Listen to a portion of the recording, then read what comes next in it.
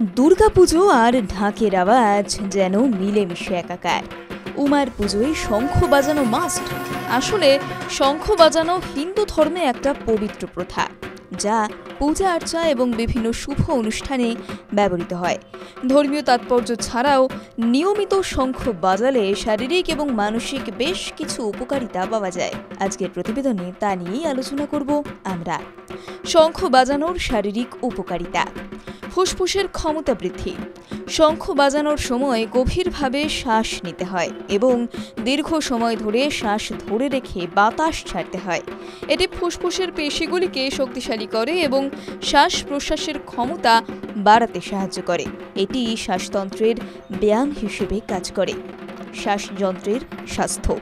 নিয়মিত শঙ্খ বাজালে ফুসফুস এবং শ্বাসযন্ত্রের মধ্য দিয়ে বায়ু চলাচল বাড়ে।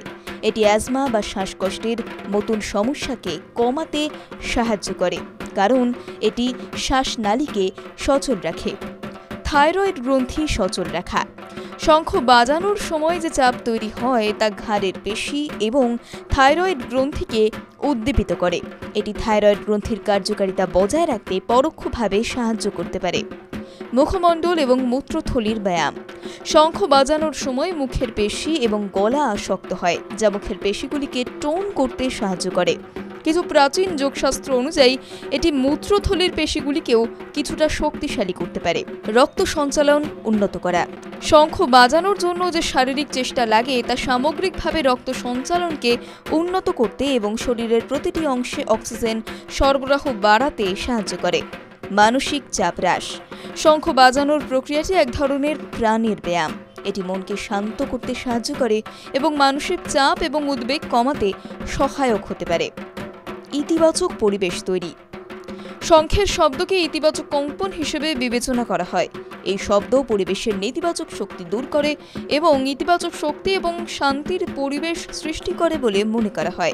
মনোযোগ বৃদ্ধি। শঙ্খ বাজানোর জন্য গভীর মনোযোগ এবং স্থিরতার প্রয়োজন হয়। নিয়মিত অভ্যেস একাগ্রতা এবং মনোযোগ বাড়াতে সাহায্য করে। জীবাণু দূর করা।